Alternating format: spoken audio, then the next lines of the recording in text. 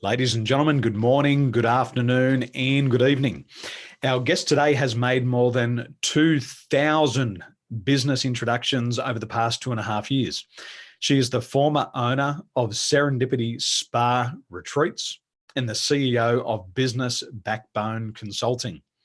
Today, she's going to show you how to make a lot more money from your networking events.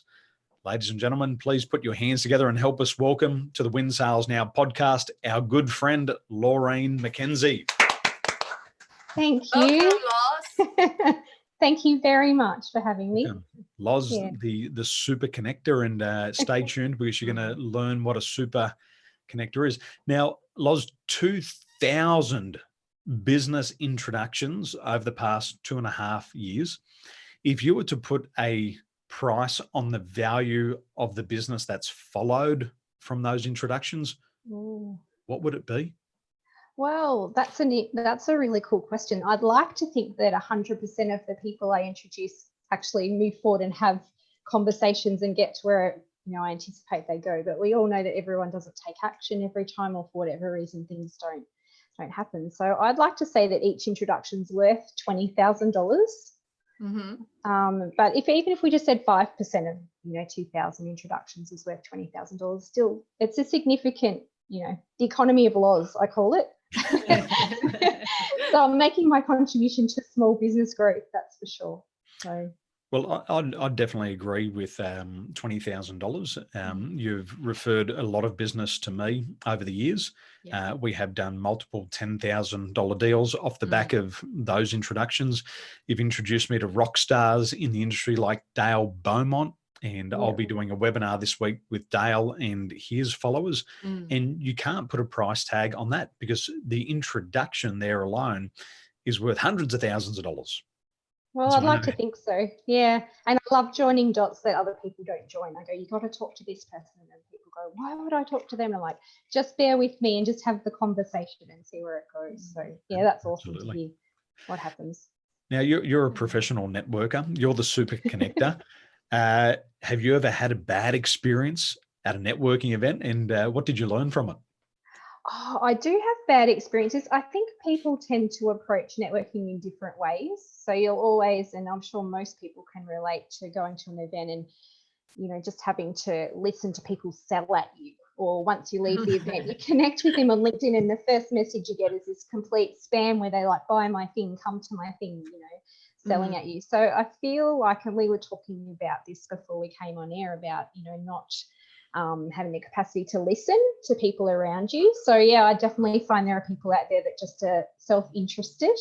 And, I've found from my experience being more, open to listening to what they've got to say gets you, better results and form better relationships. So definitely the people selling at you every single time I walk into a room, there's those people there. And I love a challenge to get them thinking, a little bit differently about how they might pitch themselves. Interesting. The worst one for me, Loz, is when people have the one-to-ones. And it makes me cringe because I'm a professional listener and I listen very well. And you sit there and you listen and you smile for 10 minutes and then the bell goes and then they say to you, well, I better ask a little bit about your business. And I look at them and I smile and say, well, I'm looking forward to the next time we meet. And for me, that's the worst one because I believe that in the first introduction, you're assessing the other person and saying, do I want to do business with this person? Do I want to refer them to business? And if I refer them one of my contacts, is this person going to make me look good or bad? Exactly. And I know if they don't balance out their time effectively and I send them one of my contacts, I'll end up embarrassing myself. Yeah, it does reflect badly. And I think, we all I would like to think that when I'm introducing people, they're not having sales conversations, they're having relationship conversations, which is way more powerful than a lot of people don't. It takes them a little while to get there, to understand that when they're first starting out with networking. But yeah, if we can raise the bar on how those conversations start out, it's all for the good. Jeffrey Gitomer, in one of his books, he says, people hate to be sold, but they love to buy. Yes. And what you're saying there with relationships is we believe the relationship is the most important thing in the sales process. And we call it marriage material. You know, if you're going to buy something from me, do you want to wake up next to me in bed every single day for the next, 30 days, 60 days, 90 days, a lifetime? Yes. And the answer has to be, yes, I do want to be in a relationship with this person. And Yeah. in Simon Sinek's best-selling book, he talks about high trust and performance. And what he says is that people want to do business with people who have high trust. Even if they're low performance and they're not the best in the industry, they'd prefer to work with somebody who has high trust and a lower level of skill. Because these Yeah. people with low levels of trust, nobody wants to be around them. And there's a question No. that we ask ourselves. He says, do I trust this person with my business or my life? Would I trust this person in a room alone with my wife and my family? And for a lot of us, we go, no way. I So love that. what do you see as some of the rookie areas that business people make when it comes to networking? What mistakes are they making? What are these little rookie errors? I think we've touched on a couple already, like the not listening and selling too hard. I think a lot of people go to networking events and just look at it as an opportunity to hand out as many business cards as they possibly can. And that's sort of, looking at it quite transactionally. So, if they can get it above that. And people don't follow up. So a lot of times you'll meet someone in an event and, you have this great conversation and decide on a path forward, and then, there's no, don't get a response to an email, or, you're trying to do the follow-up piece, or you introduce them to someone you promised and then they don't follow up, so I think having integrity around, what you promised to do, make sure you do it. And I know Dale has a great saying about that. He said if it comes up when he's speaking with Dale, but yeah, the moment that you make that conscious decision to do the thing, make sure you follow through with. And I think that's where I've got a lot of traction over the years, is because I really love connecting people. I really, really do.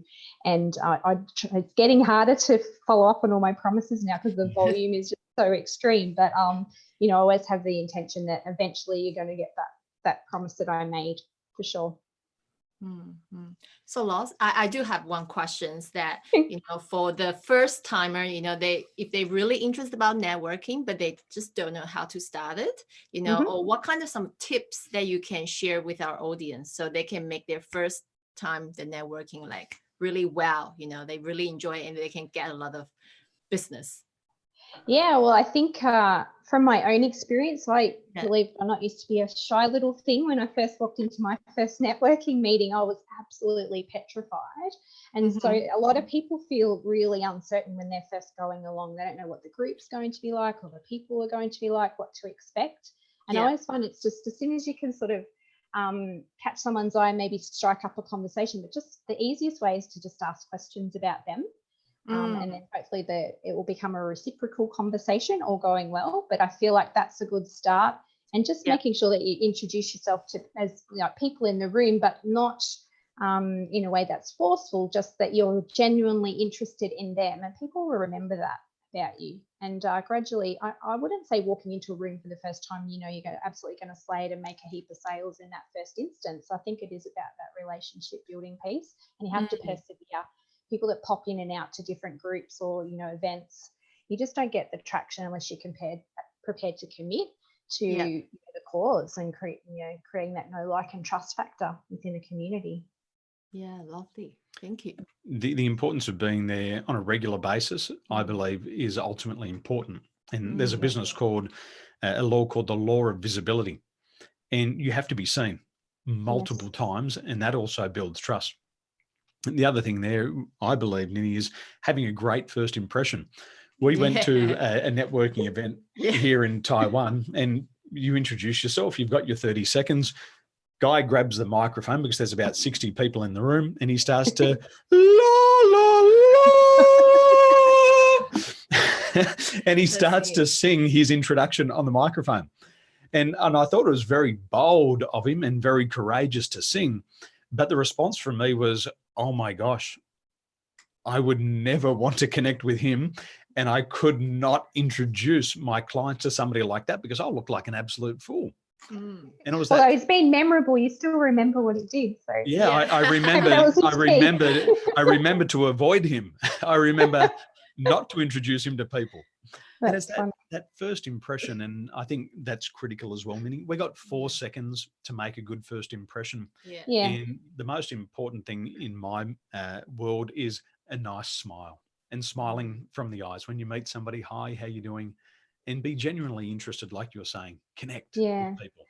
And I also think having a bit of, putting some thought before you go to the meeting and doing some research about how the meeting's going to be and what you are potentially going to have the opportunity to talk about. So just being able to clearly articulate in 20, 30 or 40 seconds what it is that you do, but not in a way that everyone else does, like trying to be a little bit different so that you are memorable and people do recall that over time when they're outside that room. Yeah. So in 60 seconds, Loz, what would be your best tips to give to our audience, our friends and followers, to make $20,000 a month from networking? I know it's possible and you're the expert in the field. So what can we do to make 20 grand a month out of networking? So I would say most people are aiming too low when they're thinking about the people they want to meet through networking. So really, my whole strategy and the communities that I'm in are all about finding great referral partners. So someone that works with your clients as well, but is non-competing, that you can partner up with and have an ongoing conversation, say every fortnight, to see how you might be able to help each other. And that's where you end up. That referral partner relationship should create a $20,000 client per month for you on an ongoing basis. And if you had 10 referral partners, that would be, $200,000 over, a year. So that's probably my biggest tip. That's the biggest thing that I think most people don't do. I don't really have 3. I have one big one. Yeah. I agree. And I think it's so important that with Australians, especially here, we distinguish the difference between a referral and a connection. And a referral is I'm referring somebody to do business with you versus I'm connecting you with somebody who can get you one step closer to the goal. Yes. And what we like to say is fly the flag of your referral partners. Do as much as you can to get eyes on their business. And it could be things like doing podcasts. It could be things like introducing a connection and just being clear on what a connection is and what a referral is. Because a lot of us is like, I'm not referring out my clients. No, just connect them with somebody because it's another key in the door. And that law of reciprocity kicks in. You've done nice things for me. I'm going to do nice things for you. And stay in contact so you're top of mind. Yeah, for sure. Now, Nini, what ideas do you have about networking and being too cute when you go to an event? You always have to look too cute. I just curious. Just curious because I know that you're in this field for a very long time. Have you seen, the connection and direction with the converting? When I say converting rate, it's like, this person dressed like very professionally, and then they got higher converting rate. What I'm saying is like, having more business or people having, people wants to talk to the person when they dress better. They present themselves very well. Well, I think sometimes people forget that every time you step into any sort of, networking event or business situation, you're representing the brand of you absolutely every time. And so it's just important to, put forward how you want to be seen every time. Like it doesn't matter, when I used to have the day spas, it wasn't like I could go down to the supermarket without my, my face on or anything because, I'm representing the brand of me and what my business did all the time. So I think the brand of you is important, and how you choose to represent that, whether you're quirky or you want to be, quite professional, but being consistent in that is really important. Yeah. 100%. Now, work for our Loz, for our friends and followers who are joining us on the podcast. How can they learn more about the good work that you're doing there as a super connector, and of course, Backbone Consulting? Where can they follow you online today? So LinkedIn is the best place to find me. So Laurene McKenzie, and also I'm on Facebook, Business Backbone Consulting, and also Instagram, Laurene McKenzie Super Connector. So yeah, they're the best places to follow me, and I'd love to connect with anyone that wants to chat about their networking experiences for sure. Absolutely. Ladies and gentlemen, be sure to follow Laurene McKenzie. I get a stream of introductions every single week. Yes, it's like somebody's yes. turned the shower on and hasn't turned it off. They just flood in. Yeah. And I'm a big believer that you can make $20,000 a month through referral partners and your networking. It's just a matter of applying the strategies that Laurene shared with you today. So, Loz, thank you so much for sharing your knowledge and your wisdom with us. Thank you both. Cheers. My pleasure, and we'll make sure we put it to good use. Thanks for your time. Thank you. Okay. Bye-bye now. Great day.